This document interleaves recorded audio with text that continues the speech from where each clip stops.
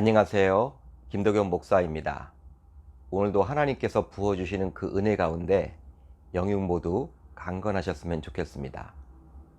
자, 오늘 우리가 나눌 말씀은 잠언서 10장 6절로 14절, 잠언서 10장 6절로 14절입니다. 제가 읽겠습니다. 의인의 머리에는 복이 임하나 악인의 입은 독을 머금었느니라. 의인을 기념할 때에는 칭찬하거니와 악인의 이름은 썩게 되느니라. 마음이 지혜로운 자는 계명을 받거니와 입이 미능한 자는 멸망하리라. 바른 길로 행하는 자는 걸음이 평안하려니와 굽은 길로 행하는 자는 드러나느니라. 눈짓하는 자는 근심을 끼치고 입이 미능한 자는 멸망하느니라. 의인의 입은 생명의 샘이라도 악인의 입은 독을 머금었느니라.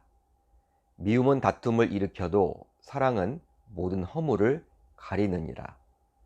명철한 자의 입술에는 지혜가 있어도 지혜 없는 자의 등을 위하여는 채찍이 있느니라. 지혜로운 자는 지식을 간직하거니와 미련한 자의 입은 멸망에 가까우니라. 아멘. 하나님의 말씀입니다. 오늘은 말을 보면 사람을 알 수 있다. 말을 보면 사람을 알 수 있다 라는 제목으로 은혜를 나누겠습니다. 이미 우리들에게 잘 알려진 이야기로 오늘 말씀을 전하고자 합니다.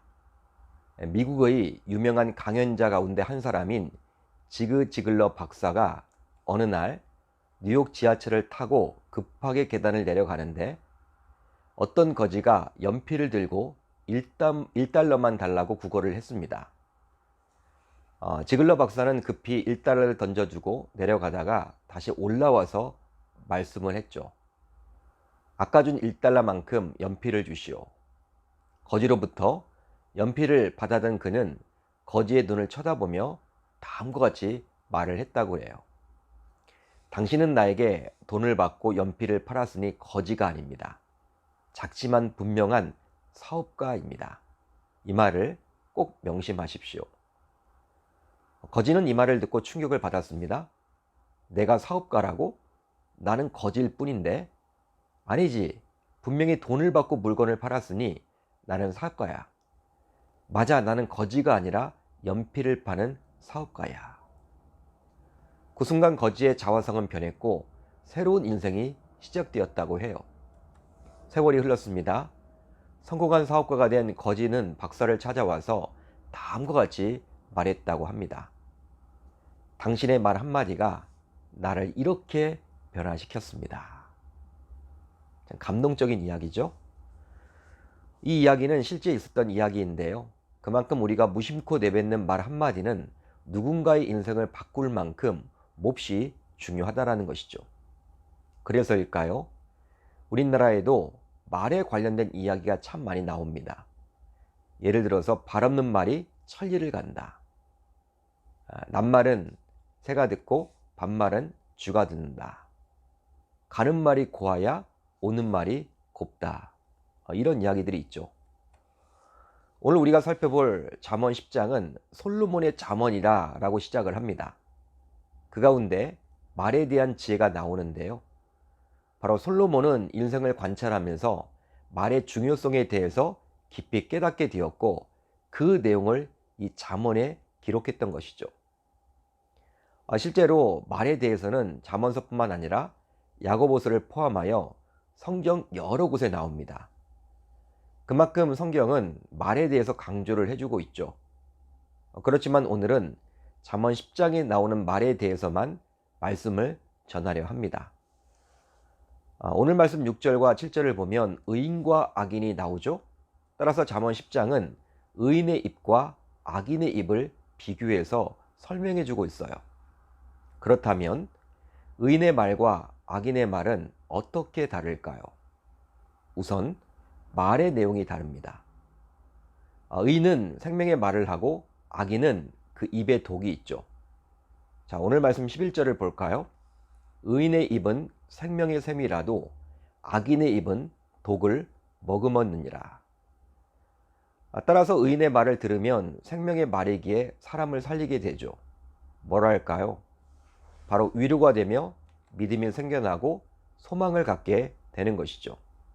반대로 악인의 말을 듣게 되면 그의 입에 독이 있다 보니 사람을 죽이게 됩니다. 따라서 대표적인 악인의 말은 누군가에게 상처를 주는 말, 낙심하게 만드는 말, 그리고 분노하게 하는 말이라 할 수 있겠죠. 우리 교회에는 없기에 참 감사하지만 하나님을 믿어 구원을 받게 된, 즉 하나님의 자녀들이 모여있는 교회임에도 불구하고 어느 누군가의 말 한마디 때문에 상처를 입은 나머지 신앙에서 멀어지게 되는 경우가 종종 있곤 합니다. 참 너무나도 안타까운 일이죠. 즉 무심코 내뱉은 누군가의 말 한마디 때문에 어느 누군가는 신앙생활에서 멀어질 수도 있다는 거예요. 여러분, 이런 식으로 무심코 내뱉었지만 누군가로 하여금 시험을 당해서 교회에서 멀어지게 했다면 이 사람은 사람을 죽이는 말을 내뱉었기에 의인이라고 볼 수는 없겠죠. 그러기에 우리는 항상 자신이 내뱉은 말에 주의를 기울이며 신경을 써야만 할 줄 믿습니다. 그렇다면 여러분들은 사람을 살리는 말을 주로 하십니까? 그게 아니면 사람을 죽이는 말을 주로 하십니까?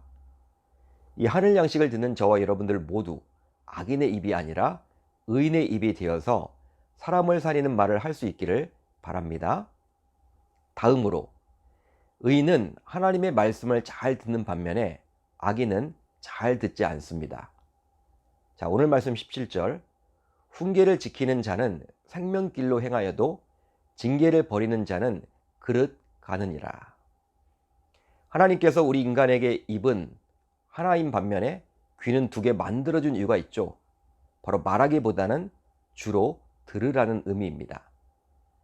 그러기에 의인의 입으로서 사람을 살리는 말을 하기 위해서는 그 기준이 되는 하나님의 말씀을 잘 들어야만 하겠죠. 그렇지만 악인의 경우 놀랍게도 하나님의 말씀을 잘 듣지 않으려 합니다. 그러기에 사람을 죽이는 말을 하게 되는 것이죠. 그렇다면 사람은 왜 하나님의 말씀을 들어야만 하는 것일까요? 바로 사람은 불완전한 존재이기에 스스로의 힘만으론 결코 바른 길로 갈 수가 없으며 삶의 기준을 제공하는 말씀을 듣고 바른 길로 갈 수 있기 때문입니다. 보통의 경우 훈계는요, 말로 하는 가르침을 말하는데요. 이런 훈계를 거부하게 되면 결국 징계를 받게 되죠. 그런데 가장 이상적인 것은 훈계를 받았을 때 하나님의 말씀에 귀를 기울여 순종하는 것입니다. 그것이 가장 이상적인 거예요. 말로 할 때 순종할 수 있어야 되는 것이죠. 그러나 이것만은 못해도 징계를 받은 후에 깨달아도 되겠죠. 아마도 대부분의 사람들은 이런 징계를 받은 이후에 비로소 하나님께 돌이키는 경우가 많습니다. 이미 여러 번 훈계를 들었음에도 불구하고 꿈쩍도 하지 않다고 얻어쳐지고 나서야 신앙생활을 하는 분들이 바로 여기에 속한다라고 볼 수 있겠죠. 그래서일까요? 오늘 본문 13절 하반절을 보면 지혜 없는 자의 등을 위하여는 채찍이 있느니라. 바로 징계를 받고 나서야 정신을 차리고 깨닫게 된다는 것이죠. 그러나 악인의 경우에는 이런 징계를 받았음에도 불구하고 이런 징계가 우연히 일어났다고 하며 깨닫지 못하고 하나님께 돌아오지 못합니다. 여러분, 이런 징계를 받았음에도 거부한다면 돌이킬 방법이 전혀 없고 결국 하나님을 떠나 살다가 심판을 받는 비참한 인생이 될 뿐이겠죠. 그렇습니다. 말은 마음의 표현이며 모든 행동의 출발이라고 할 수 있어요. 또 말은 지혜이고 마음에 담은 지식이며 그 사람의 영혼 자체라 할 수도 있겠죠. 한마디로 말은 그 사람 전부라고 할 수 있습니다. 그러기에 평소 내뱉은 말을 보면 그 사람을 정확하게 알 수 있겠죠. 이제 오늘 하루 자신의 언어 생활을 꼭 돌아보아서 사람을 살리는 말을 해나갈 수 있기를 우리 주님의 이름으로 축원합니다. 축원합니다. 자, 이제 우리 공동체가 오늘 함께 나눌 기도 제목인데요. 우선 사람을 죽이는 악인의 입이 아니라 사람을 살리는 의인의 입이 모두 되게 하소서. 다음으로 코로나보다도 하나님을 더 두려워하게 하소서. 오늘 하루도 말씀을 붙잡고 기도하는 가운데 우리 주님의 음성을 듣는 저와 여러분들이 다 되셨으면 좋겠습니다.